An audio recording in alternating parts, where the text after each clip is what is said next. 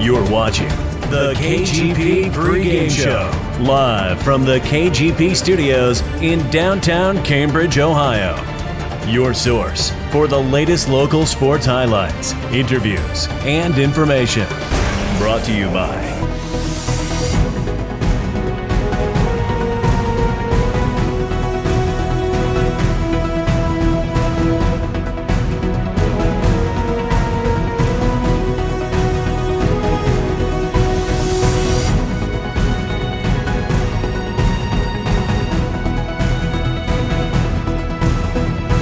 And now, let's go live to the guys in the studio. Good evening, and we would like to welcome you to another edition of the KGP Pregame Show, coming to you live from the KGP Studios here in beautiful downtown Cambridge. I'm merely Tom Strasser, and once again, I'm honored to be joined by that's right, Heath Dawson. He is on assignment this week, getting some material for some shows down the road. So it's just me and my partner in crime. But most of all, he's my teammate, the one, the only, Darren McCullough, D-Train. And hey, week 2 behind us and looking forward to week 3. And as always, very thankful to have another week of high school football. Yeah, our local teams for the second week in a row meatloaf the competition, because 2 out of 3 ain't bad. That's definitely a good week whenever you can have more than one team win, or 2, or hopefully this week we're going to have all 3 teams come out victorious that we talk about. And obviously, as you can tell, the looks definitely got a little better than normal. And it may even get better later on here in the broadcast. Yeah, and we were able to save on some makeup because with Heath not on the show, don't have to use as much. And also, the good-looking guys behind the cameras producing the show tonight, Ethan Clewell and Carson Todd, as Caleb Graham is out on assignment as well. And they will do a great job as always. So thank you, Ethan and Carson, and thank you for joining in and watching another edition of the KGP Pregame Show. We're happy to be here this evening. As well, we want to thank our sponsors once again who help make these broadcasts possible. Be sure to visit them and tell them thanks for sponsoring this show. Buffalo Wild Wings, Cons, Muskingum Valley Health Centers, John Valentine Insurance Agency, Simple Windows and Doors, Basics Systems, and a special shout out to King Carpet, who laid out this nice rug that underneath us and really spruced up the studios here at Caleb Graham's Productions. So D-Train, we're going to look tonight to start out our show with the Cambridge Bobcats. We got a chance to meet Coach Leak. Very impressed with him and the job he's doing.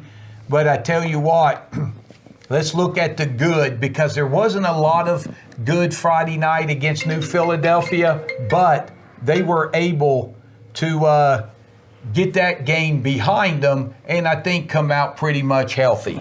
Okay, we're not sure if that was Tommy's agent calling him or not, so be patient with us here. He may not be here on the next segment.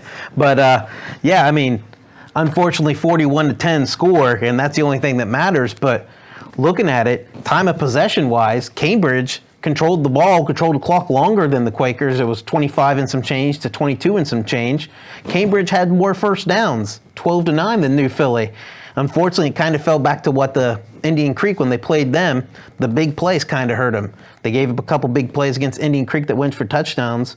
Well, 4 of the touchdowns that New Philly had were over 20-yard strikes. So and like when we talked about Coach Leak, he always talked about fine-tuning things, being detailed with these guys. He was stressing the importance of those 2 big things. And even though he is an offensive guy, I guarantee he's going to have them ready for Friday's night showdown against Shenandoah, and they're going to be very detail-oriented. Yeah, Coach Leak, we talked to him last week.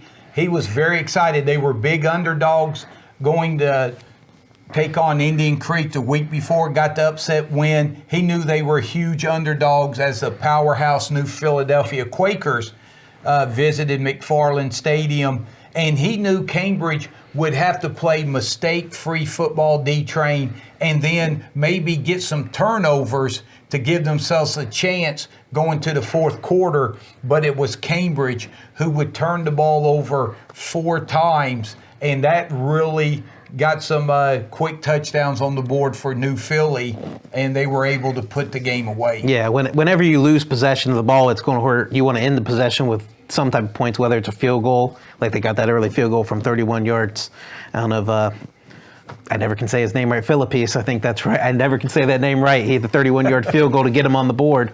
But like you said, they turned the ball over 4 times, unfortunately 3 interceptions. They did force 2 turnovers on defense, so Cambridge did show that defensively they could kind of create some havoc, including I know Mobilini had an interception on defense along with his fine, outstanding game on offense. So just being able to control things. They were able to control the clock, but I think New Philly did the old bend but don't break defense, and they would be able to get that turnover late or stop them on downs. And unfortunately, Bobcats couldn't come out with the points when they needed them. Yeah, and D-Train, you look at Cambridge defensively, you give up 41 points, and they get 4 turnovers, so 4 extra possessions as well. But Cambridge gave up 242 yards rushing, 337 yards total offense. And when you look at talented as the Quakers, 337 yards, that's not a lot to give up against an offense that's as deep and talented as the Quakers. But New Philly, like we said, they took advantage of any mistake Cambridge made and made them pay. Yeah, New Philly's got the horses, and I know Coach Leak was here last week. He's like, that's goal number 1 is us stopping the running game. And New Philly expected that going in, so they hit their tight end for a quick touchdown strike early in that game. And that led to a lot of their passing, but still, they're such a good running game team. They were 32-13 runs to pass in that game, so they still lived on the run. They had 200-yard rushers to beat them. Their stud junior running back had over 100 yards. Their starting quarterback had over 100 yards rushing as well. So it's just they showed a lot more balance at times, and they hit him with that pass early, so it got Cambridge kind of into a little bit maybe of a thinking role, thinking, okay, are they passing or are they running here? Where last week in New Philly's win, they just pounded it down the team's throat. Yeah, and Cambridge, you look offensively, 10 points on the board, but Cambridge rushing 176 yards on the ground. And again, another positive to build on, because like we said, and we'll say it again, New Philly, they're the best team on Cambridge's schedule without a doubt. And that's saying a lot, because Cambridge is playing a quality schedule. But to get 106 yards rushing, Cambridge, we talked about the interceptions, but outstanding young sophomore quarterback, Moore, he had 87 yards passing. And so Cambridge, a lot of positives to build on. Yeah, and they got the weapons on the outside. I mean, coming week 1, Kenworthy had the big game, over 90 yards and a touchdown. I mean, Whaley can be a threat on the outside. Bartlett has had some good moments. I think he was their leading receiver last Friday night. And then the big one that helped them on the ground game was Logan Mobilini with his 14 carries, 137 yards, and a touchdown. So they've got weapons. It's just kind of getting everything to mesh together and gel. And the Cambridge people have to realize this is their second week kind of running a new offense, different offense than what Coach Lowry ran. Give them time. I mean, and the thing is, you can look at these first 6 weeks as practice scrimmages, because once week 7 comes around, everybody's 0-0. So, I mean, just get better week to week, and I'm sure Coach Leak and his staff's preaching that every day to their team. Make today better than yesterday. And I'd like to know when the last time New Philly played a football game and only had 9 first downs. But I tell you, 9 first downs, 41 points. And again, when New Philly, when they force you into turnovers, they make you pay. And they made the young Bobcats pay. And like I said, Coach Leak, if Cambridge got out of the game healthy, you got to learn a lot of things. And now you really get to look forward to a big showdown, a highly anticipated game. When's the last time Cambridge and Shenandoah, the undefeated Zaps, have met? And going down the Shenandoah, you know Zep Nation, they are going to be excited for this game. We need to get Cambridge football, basketball historian Ray Sims to answer that question. I guarantee if there's one person that would know that answer, he would. But yes, and there's more even to that. You're talking two kind of local teams, Cambridge and Shenandoah, playing each other. But if you don't remember when Coach Leak introduced himself to everybody last week and kind of gave a bio on himself, he went to Mount Union, graduated from Mount Union.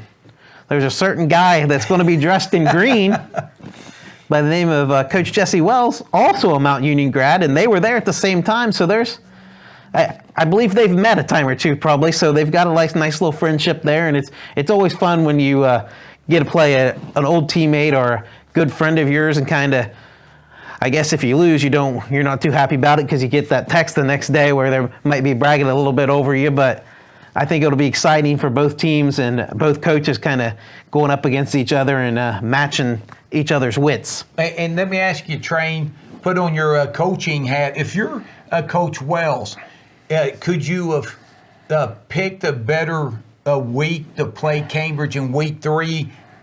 I don't think you could, and let me explain. Shenandoah, the Zaps, just coming off a big victory over their arch rivals. The Noble County Super Bowl was played week 2 instead of week 10. You know the excitement and build up for that game. So you would expect a possible letdown after that game. Yeah. But now Cambridge comes in. It's not going to be hard for the Zaps to get up excited again to play Cambridge. So I think for Shenandoah, this is an ideal matchup that take on Cambridge, get their energy up. And if you're Cambridge, hey, I don't think they're going to lick their wounds because the excitement to play the Zaps, who are undefeated, I think both teams will come out with a lot of energy. And it's just a shame with COVID, that place would be packed. Oh, yeah. That place would be jam-packed, like you said. And, Shenandoah's got to look at this. In a normal season, we're playing Caldwell week 10. Well, I know Coach Wells probably has high expectations for his team, so they plan on playing week 11. In a normal season, week 11 is not a guarantee for everybody. So this is kind of like I guess you could say even the third round of the playoffs for them. They're going to try running a huge 10 to 15 game gauntlet here. So, I mean, he's got to, hey, this is a playoff game right here. We play them the last week of the regular season. This is just week 3's week 11 this week.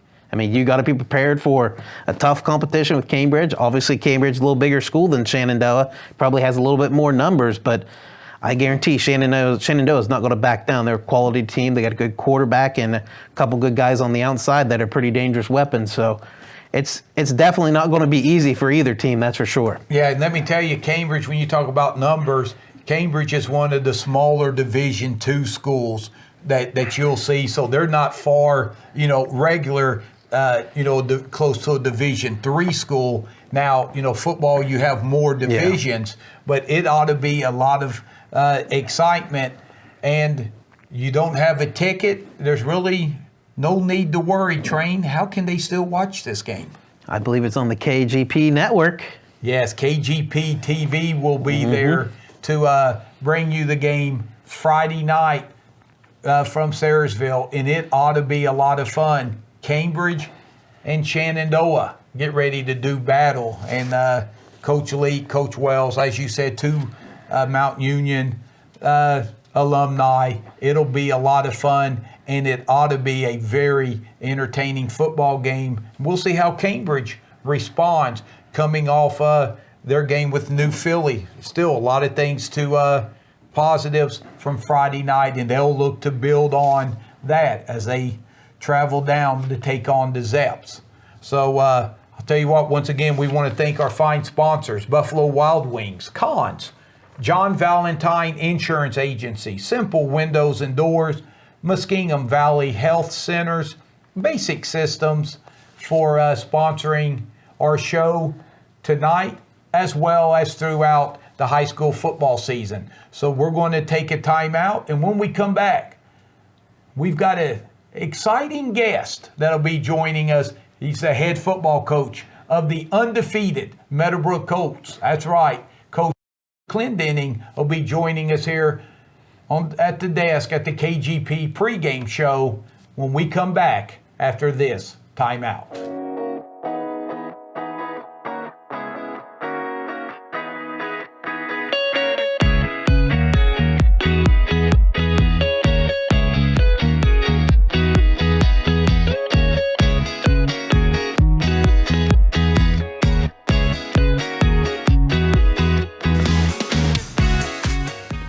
Welcome back to the KGP pregame show as we get ready for week 3 of the high school football season. And once again, we would like to thank our fine sponsors, Buffalo Wild Wings, Cons, Muskingum Valley Health Centers, John Valentine Insurance Agency, Simple Windows and Doors, Basic Systems, and a shout out to King Carpet for the nice carpet that we have our show on each and every week. So we want to thank King Carpet as well. And we are truly honored to be joined by the head football coach of the Meadowbrook Colts. And ladies and gentlemen, do not adjust your sets. Yes, he is truly this good looking. It's the one and only Coach Kohler Clendenning of the Meadowbrook Colts. That's the 2-0 Colts. Coach, welcome to the show. Always a pleasure, guys. Thanks for having me. All right. Well, me and D-Train have a lot to discuss. You're 2-0 on the season. But, Coach, before we look at your past 2 games and ahead to your big game with New Legs, I want to go back before your first game. Now, this is your second year as head coach, and 2020's been like none other. Yeah. I want to ask how your emotions were going through August with all the restrictions and stuff. But the biggest thing is not knowing if we were going to be able to play the game that we love. And literally day by day, sometimes you had to have doubts. What was that like as a head coach coming into this season? Yeah, so in the off season, back when we left to go on quarantine, we started putting out workouts and having Zoom meetings. And I was working out at home too. And I get to like week 7 and I was like, oh, I'm going to take a break. And then I went like cabin fever. I started getting nervous. I didn't know if we were ever going to go back. I was like, we're about to go outside and start playing Frisbee, like on the regular here or something to get guys moving. That transitioned into they let us go. We get the green light. And then I got back in that slump like late when things were looking bleak, and I was like, I don't know. And I see like the Big Ten and some other schools are shutting down. I started getting nervous, and I think the one good thing for me was being the head coach because I had to put a face on that we are playing and there's nothing in the way of that, and we have to continue to work and move forward. And that's kind of how we handled it. Just keep moving forward. And Coach, you're right. When the Big Ten canceled, that sent shockwaves to everybody, and we're thankful and blessed that Ohio High School Athletic Association decided to push on, and it's a week 3, and it's definitely something appreciative, probably more this year than any other I've had train, and that says, hey, it's week 3, and we're thankful for that. Yeah, we're just hoping that we can complete the whole process, getting this whole thing done. I mean, it's exciting. It seemed mid-March since we've been without, and all these communities love their local teams. I mean, and like we said, the unfortunate thing, only 15% can show up, and it's great for all the people want to get out and do things, but there's so much unknown and uncertainties that some people are kind of afraid, others are going, and it's frustrating, I guess, for me personally it is, because you get tired. It's sitting at the home's fun for so long. Yes, absolutely. And Coach, before D-Train, he's got a lot of questions to dig in over last week's victory over Crooksville. But I want to ask you, 2 weeks into the season, is there a couple of things that has really stood out that you have seen out of your football team that you've thought, whoa, I didn't think we would be doing this good this early? Well, the first thing has got to be just our toughness. And I'm not talking like your Mike linebacker in a 4-3 kind of tough, or that, junkyard dog that plays nose or anything. I'm not talking that. Just like any time that we take a hit, whether it be physically or mentally or some sort of setback within, whatever hoops that we have to jump for COVID, our guys just keep swinging. And even in like some of these games, like John Glenn was a classic one where things weren't going our way all the time and it wasn't consistent, but we didn't flinch. We kept swinging. And so I think that has been something that's been really impressive to me. I don't think we quite had that last year, especially early on. But we definitely have it now. And then the second thing is definitely our defense. Like, it's a new defense. I have very little experience in it, maybe just 1 year of experience in it, and then obviously getting into it this year. And they've really showed up, and I've been very impressed with how they've handled things. And I love your segue. You mentioned every team, needs a junkyard dog. Now I'll turn it over to our junkyard dog on the KGP team, Train. Yeah, so like you talked about your defense, we were talking before we went on air. You're saying against John Glenn that second half, the only first down they had was that 38-yard touchdown run by Blade Barkley, but everything else was a 3-and-out in that second half. And then last week against Crooksville, they only had 26 yards offense, and the most impressive stat, I think, altogether is they had 2 first downs the whole game, and one of them was a penalty early in the game. Just talk about how much, does your defense feed or offense feed off the defense that much, or just, it's just been very impressive these first 2 weeks. Honestly, we've, again, pushing that like mental toughness and just being ready to take it on any kind of adversity, and that's something that we instilled the last half of last year and definitely this year. Another thing that we've kind of instilled from that is we're our own energy. And in this day and age where there's only 15%, and you've been to some of these games, it's kind of creepy and quiet. We love them. I want every fan there.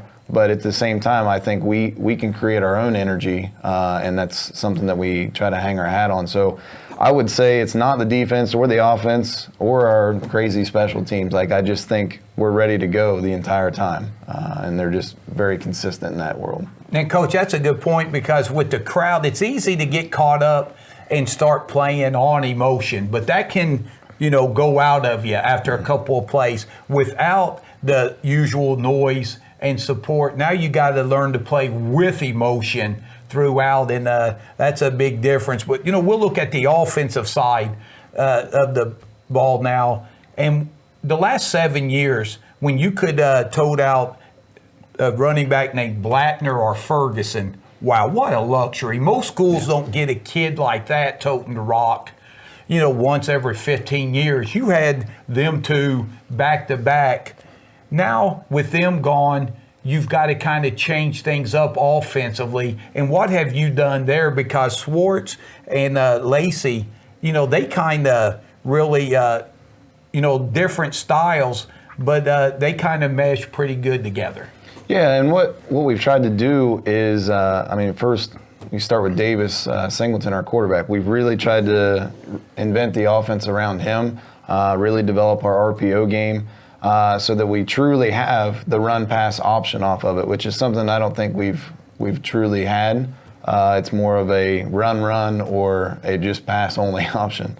So I think we've done a great job there, the staff has.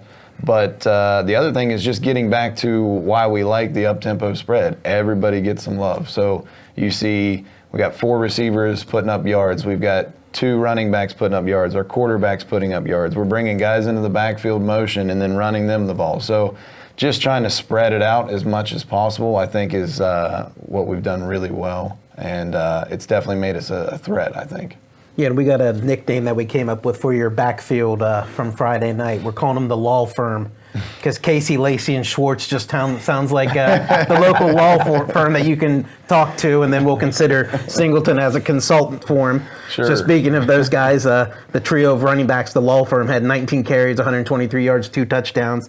Singleton ended up with 81 yards rushing. Really, I felt your offense kind of took it to another level the second half against John Glenn. You kind of switched to where you put Todd and McCullough in as tight ends, 1 wide receiver. It really seemed like it got your offense into more of a flow. And then it just seemed like whatever I think you could have closed your eyes Friday night and pointed at a play, and I think it would have worked. That's just how successful you guys were offensively. Yeah. Definitely against John Glenn, we go to halftime, and one of our plays that we were trying to run that we felt was going to be a staple for us we're not having success. And I basically just went over, and again, talking about the adversity and the mental toughness that our guys have, I challenged them. I said, I'm going to delete the play from the playbook. We will never run it again unless you figure it out. And I think we ran it like 12 times in the second half, and they were all positive yards. So kudos to our line and our running backs for stepping up to that challenge. But then just taking that same mentality into the next week, where we're going to be able to run whatever we call, and nothing's going to stop us, and we can't let other people get in the way of that. So, and Coach, talk about the mentality of your team, and it really, talking before we came on air, talking about the John Glenn game, you were, keeping them in small chunks, not giving up any big plays. And then they hit you with the big play on the reverse, take a touchdown, and you said you looked at your team and no one flinched. It was like, we're all right. And a lot of times early in the year, you see kids flinch, after a big play against a quality team like John Glenn. Talk about that. I believe it was the next possession. We scored. Yeah. We answered right back. So, I mean, that kind of tells it. But just looking at our guys, like there's times at practice where we go through a period of adversity, or several periods if they're not getting it together, but we go through adversity before we ever even get to team, and the idea is that team should be easier and team should be harder than the game. So we get to adversity, and it's, I got 15 guys on defense, or I'm running around, I'm literally telling the defense what play we're running. I'm like, hey, ball's coming right here. Somebody figure out how to get it done. And we still manage to do that. So again, it doesn't matter if there's a big play, if there's a penalty, if we dropped a pass, or whatever it may be.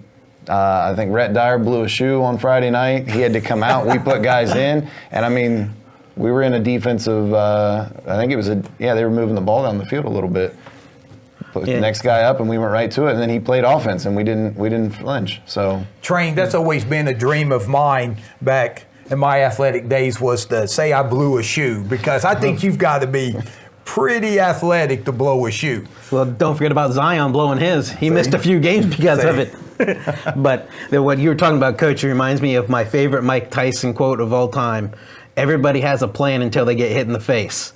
And to credit you guys, you were hit in the face by John Glenn with their 2 touchdowns, but your guys responded quickly. I think it was under a minute later, the first touchdown you scored to close the gap, I think 7-6.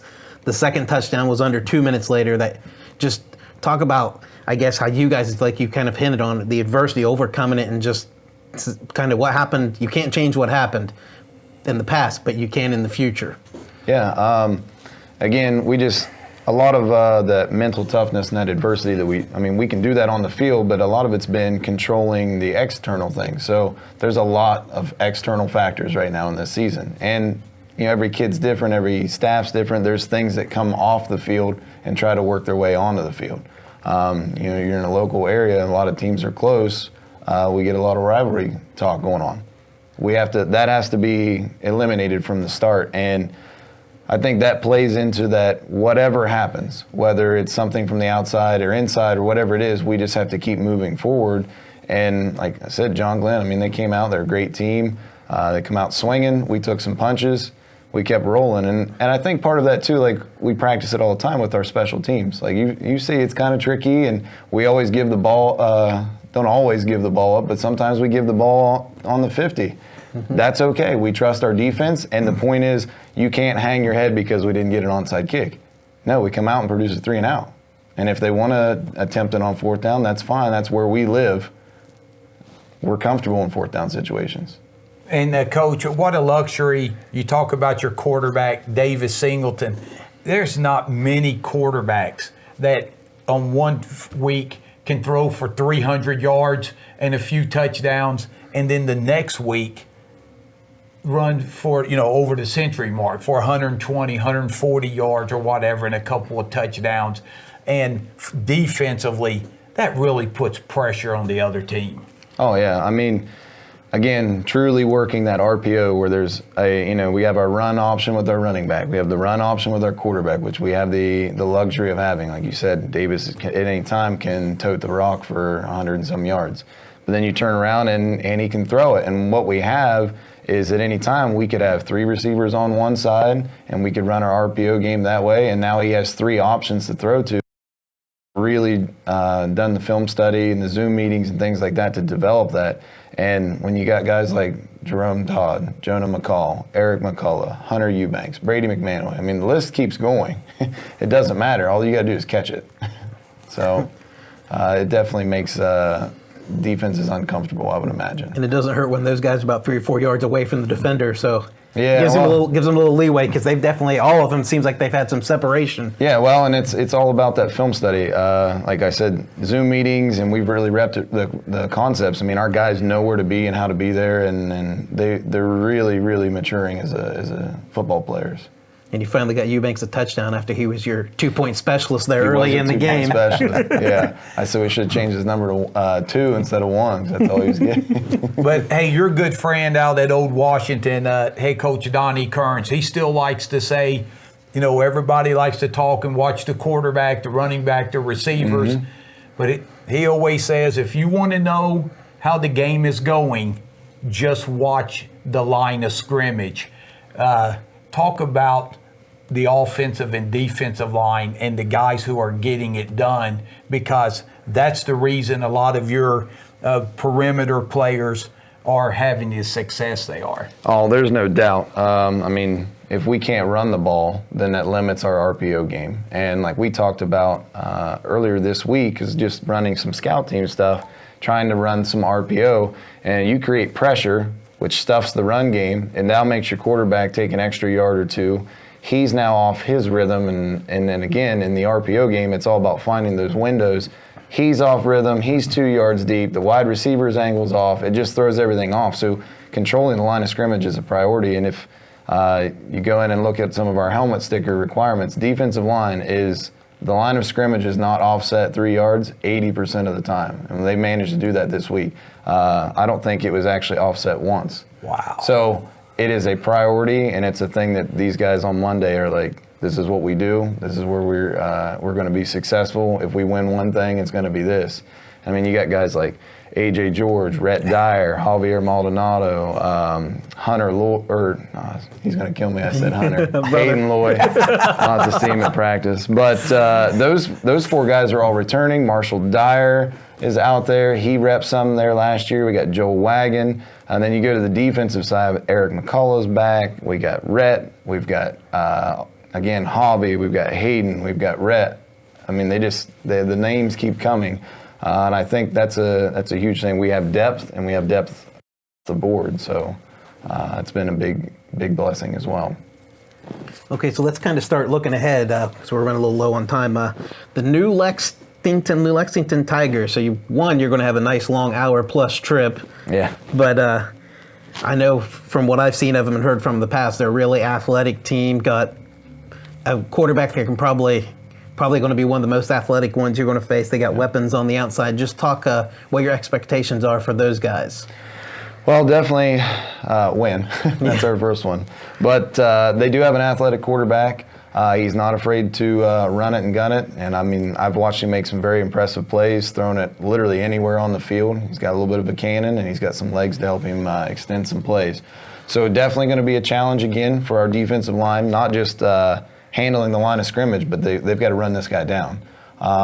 Hopefully our linebackers are well aware of what this guy can do. I think we're pretty versed in his skill set, just from like what we get at scout team and then the teams that we've played in the past. The River and the Isley boy come up. Yeah. Now, Isley's a heck of an athlete, so I'm not trying to compare anybody here. I'm just saying we've faced mobile quarterbacks before. He could probably even throw in the Bloom Carroll QB. Exactly. He's pretty decent too. Now, they do have some athletes on the edge, and they play aggressive. And from what I hear, again, being new to the league and not knowing a lot of the coaches, very disciplined. They're going to throw some new stuff at us every week, but because they're so disciplined, they're able to throw out new formations and literally run their entire playbook out of it. So just getting our guys alignment assignment and then showing up and taking care of business. So I think the big things will be the line of scrimmage, finding this quarterback, and then alignment assignment. And that's going to be the same for the offense as well. And, Coach, it's your first road game in the MVL. You go down to take on the Panthers, and a lot of people, outside the experts, so-called, have said, Panthers, favored to win the MVL. with you right there. So I know the league, no one's going to get a MVL trophy, whoever wins Friday night. There's still work to do. But, man, this is the most anticipated game in the MVL on your side when you go down to take on the Panthers. Yeah, it's definitely got a lot of talk around it. And we kind of knew that coming in, but again, just our mental focus and the way we've handled things, it's been 1 week at a time, and we have to keep it that way. I think last year I'm guilty of it, kind of not looking ahead, but just looking at on the schedule, who are the tough teams on the schedule, and trying to pay attention to them, whether it's who they're playing or who got hurt, and just not focusing on the correct details. And details is a big thing that we're about.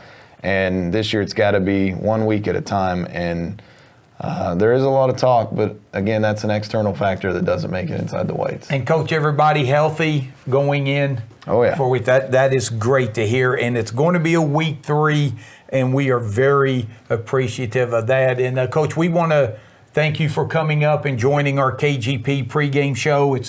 We always look forward to that, and good Lord willing, we're going to have you back at least 1 and probably 2 more times. And we look forward to talking about the Meadowbrook Colts, and good luck when you travel to New Lexington to take on the Panthers. We got to give a little bit of a shout out for New Lexington too, because their athletic director at New Lex may be somebody we know here, Buckeye Trail graduate Anthony Stephen. Oh, yes. So we got to give a big shout out to him. Yes, more local talent. Yep, exactly. Yeah, I had a chance to talk to Stinger, and he said they're very excited, and they have a lot of respect for Meadowbrook, and they're looking forward to the game as well as we are. So, Coach, thanks for joining us, and thank you for joining us here on the KGP pregame show. And when we come back, we will take a look at the Buckeye Trail Warriors and their big win that they got last week, and look ahead to their showdown against Malvern, a game you'll see on KGP TV. We'll take this time out and be right back.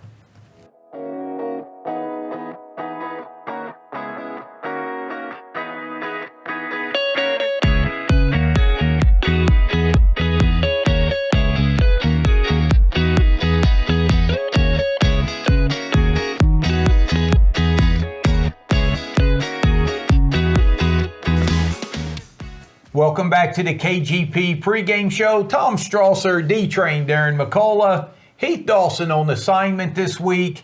And once again, we'd like to thank the head football coach of the Meadowbrook Colts, Kohler Clendenning, for joining us last segment. And good luck to Meadowbrook this Friday in their showdown with New Lexington. And as always, we want to thank our sponsors who help make this show possible: Buffalo Wild Wings, Muskingum Valley Health Centers, Cons, John Valentine Insurance Agency, Basic Systems, and Simple Windows and Doors. So we've talked about the Cats, we've talked about the Colts, and now it's time to talk about the Buckeye Trail Warriors, D-Train, and they had a big victory over TCC, a pretty nice bounce back after a tough Week 1 loss to Indian Valley.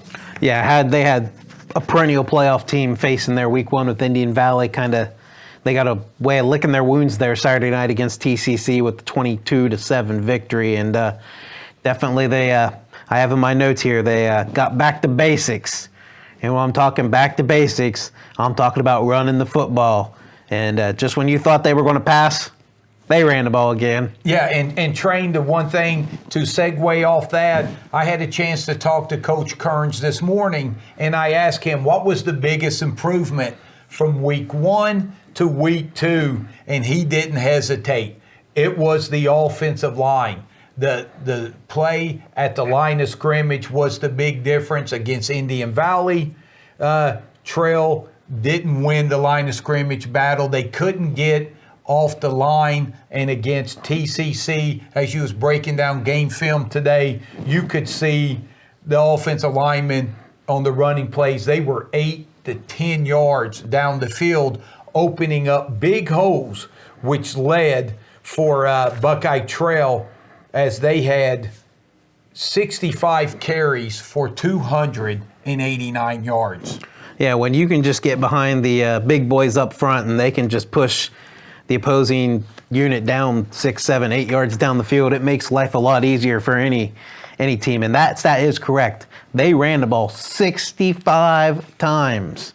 In today's football, you don't see that very often. And they passed it 3 times. So you're saying 65 to 3, an amazing ratio, and it just shows that's what Coach Kearns wants to do. And if things are going right, he's going to stick to his philosophy, and that's ground and pound. Yeah, and another reason to watch the KGP pregame show, just when you think you have seen it all or heard it all, Buckeye Trail and their victory over TCC, time of possession. TCC had the football for 9 minutes and 49 seconds the entire football game. And if my math is right, don't they play 48 minutes? That sounds exactly right.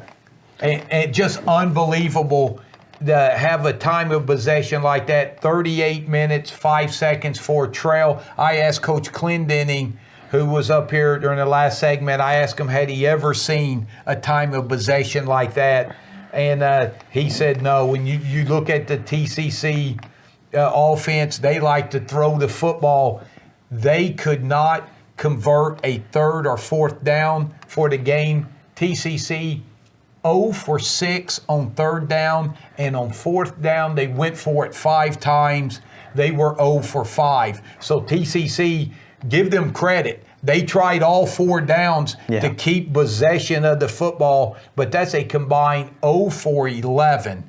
And if you're 0 for 11 on 3rd and 4th down conversions, things are probably not going to end well. Yeah, I mean, they went with the old philosophy, the other team can't score if they don't have the ball, with the having it for 4 times the amount the other as TCC. But like you said, 0 for 6 on 3rd down, 0 for 5 on 4th down. And then defensively overall, Buckeye Trail forced 2 turnovers. They end up getting 4 sacks by 4 different guys. So it was, and Coach Kearns said it, it's not just one person that's making it. I mean, we talked last year all the time. It was big play Ronnie Robinger, Jack Perry. They were just all over teams on defensive side. I mean, you can throw out just about anybody's name on that defense unit for Buckeye Trail this year, and they're making plays on the defensive end. Everybody's getting a little piece of the pie, so to speak. And that's well said, because Connor Pushkarich led the way with 5.5 tackles, as well as Aiden Snodgrass had 5, but Blake Bates with an interception, and Logan Hinkle, he had 2 of the 4 sacks that Buckeye Trail had, and it was nice to see the defense come up big, because they're going to have to come up big this Friday night in their showdown with Malvern. But D-Train, we talked about Buckeye Trail running for 289 yards. They had 3 backs, or 3 players that ran the ball more than 15 times. But wow, one guy, and we've said his name before, he had a monster night. Yeah, Franco Rome.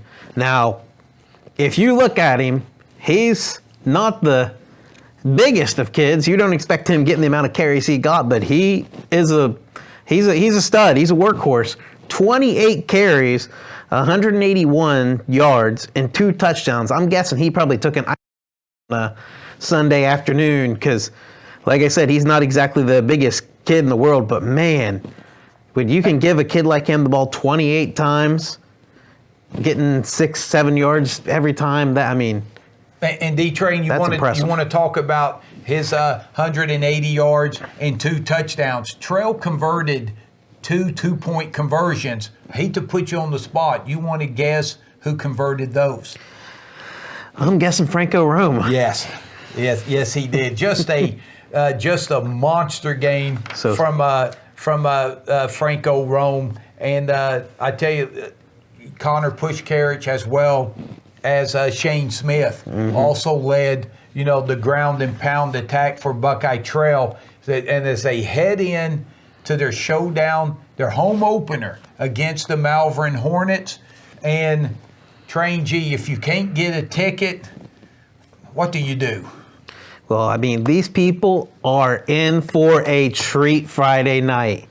We are going to vintage broadcast my partner to the left, Tom Strasser, and he's bringing back his most faithful partner in crime, the Woodman, Woody Biggs.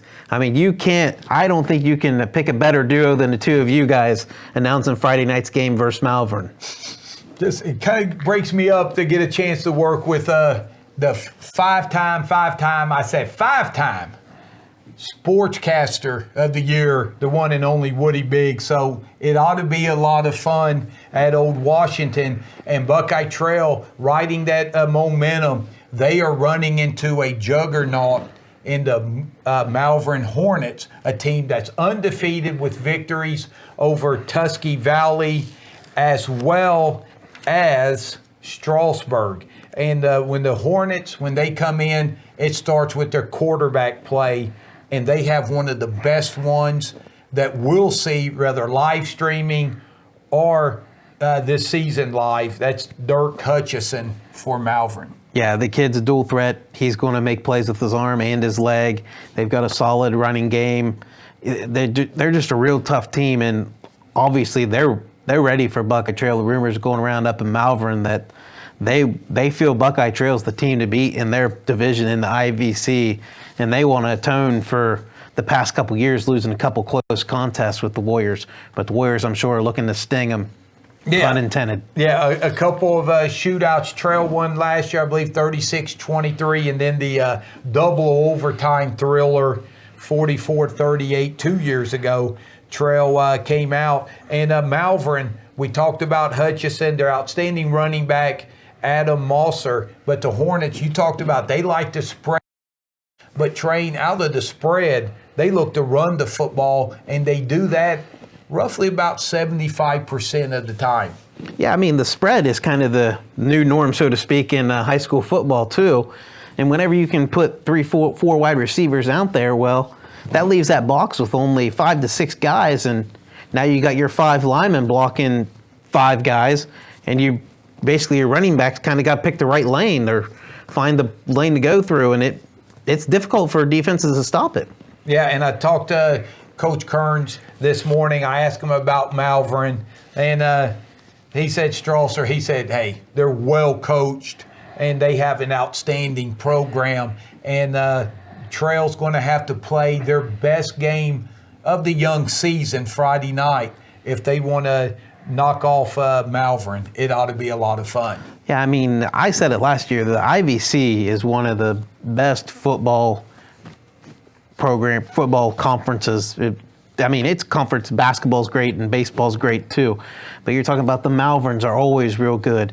I mean, Sandy Valley's been good. Indian Valley's been good. Coach Kearns won co-coach of the year last year in the IVC. So no knockdown on the Warriors. They're right up there in there with those guys. Yeah, and Trail defensively, last week against TCC, they were able to get pressure on their quarterback, and they did it with a lot of blitzing. And it'll be a lot of fun because Trail, they'll look to get after Hutchison as well. But if you get back there, you better put them on the ground, because if you don't, that could lead to some big plays. So it'll be a lot of fun to see which team can control the line of scrimmage, who can establish the run, but train out of these two teams. It may come down to who can hit the big play in the passing game. Yeah, it's always, with two teams that are neck and neck with each other, it's going to come down to, I guess, like you said, the big play, or who controls the line of scrimmage, or who's able to win that time of possession battle. And obviously Buckeye Trail's been pretty good at that last week. It's going to be that one play or that 2 play in the game that's going to make the difference on whether you're going to be 2-1 for Buckeye Trail or 1-2. Yeah, so it'll be a great one. In Old Washington, the Malvern Hornets and the Buckeye Trail Warriors. Good luck to the Warriors in a pivotal IVC showdown at home. And like we said, they're home opener, so there's a lot of excitement out at Old Washington. And KGP TV will be there to bring you that game, and we definitely look forward to that. Yeah. Speaking of looking forward, when we come back, we'll wrap up our show, and it's time to give away some awards from week 2. We'll honor some players and then look forward to tomorrow night with high school football week 3 on the horizon here, live from the KGP studios. We'll take this time out and be right back.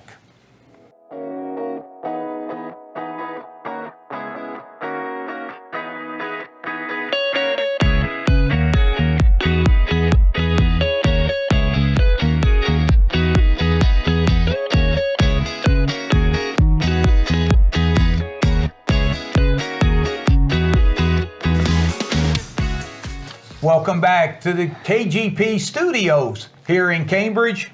As we wrap up our KGP pregame show, once again, we want to thank Buffalo Wild Wings, Conn's, Muskingum Valley Health Centers, John Valentine Insurance Agency, Simple Windows and Doors, and Basic Systems for sponsoring this show, not only this week, but every week. And when you go in, be sure to thank them for their sponsorship and for this show that they help, we are allowed to bring to you. So, and now it's time to wrap things up. It's time to give out some week 2 awards. And our first one, as always, is going to be the John Valentine Insurance Agency Defensive Player of the Week. And D-Train, it wasn't easy picking one out. Yeah, we had a few different guys. We're just making some mention of a few that really had good games. Logan Hinkle, like we said earlier, 2 sacks for the Warriors. Logan Momolini had a big interception for the Bobcats, and off the bench for Meadowbrook in their shutout effort, Sam Unskinny Bop had 2 fumble recoveries. But in the end, we're going to go for another Colt who really stepped in when needed, and that's junior linebacker Joe Wagon, who ended up with 6 tackles and 2 tackles for a loss for Meadowbrook. Really helped spearhead that 51-0 victory over the Crooksville Ceramics. So good, congratulations to him, and a great job overall with that Colts defense. So once again, our John Valentine Insurance Agency Defensive Player of the Week for Week 2 is Meadowbrook Junior Joe Wagon, who helped pitch a shutout, him and his teammates over Crooksville, 51-0, as well as only giving up 2 first downs the entire game. What a dominating performance for the Meadowbrook defense. And now it's time to give out our KGP pregame and Buffalo Wild Wings Player of the Week. And this one, we kind of knew where we were going.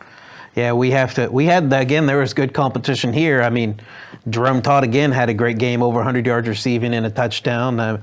Davis Singleton, his quarterback, had a great game. But unfortunately for those guys, they only played. Let's just keep this suspense a little bit longer.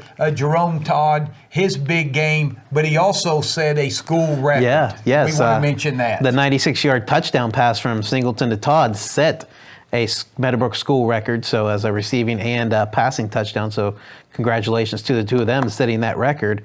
And then you could even go to their other receiver, Hunter Eubanks. He had 3 2-point conversions, a touchdown, 60 yards receiving on 4 catches, or over 60 yards receiving on 4 catches. And Mobilini had a big game against New Philly. Mobilini had 137 yards and a touchdown. So, I mean, there was a lot of competition here, but in the end, we picked Franco Rome. I mean, again, like I said, he's not a kid you probably want to hand the ball off to as much as he did, but 28 carries, 181 yards, 2 touchdowns, and 2 2-point conversions. So he scored 16 of Buckeye Trail's 22 points Saturday night, and he is the lucky recipient of our Week 2 Buffalo Wild Wings KGP Player of the Week. And he's got a nice little $25 gift certificate. So I expect the Rome family to be making a trip to B-Dubs here real soon. And if you had Franco Rome on your high school fantasy team for last week, I'm sure you were very happy with that performance. So congratulations to Franco Rome, our Buffalo Wild Wings KGP Player of the Week for Week 2. And as Week 3 tomorrow night gets set, it ought to be a lot of fun. Meadowbrook travels to New Lexington to take on the Panthers, a showdown that could give someone a step up for the MVL Crown, that'll be a lot of fun.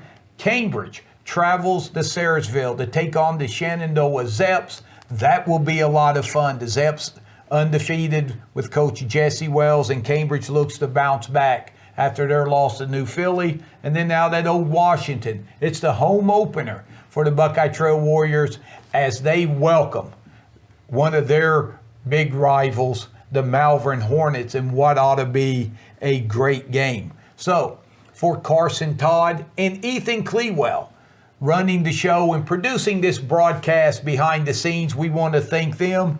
Heath Dawson on assignment. He'll be back next week. And I once again want to thank my partner in crime, D-Train. I'm merely Tom Strasser, wishing everyone a good night and look forward to a great weekend of high school football. You can count on me meeting you in the press box. And in my best inner Heath Dawson, you stay classy, Guernsey County. We'll see you next week.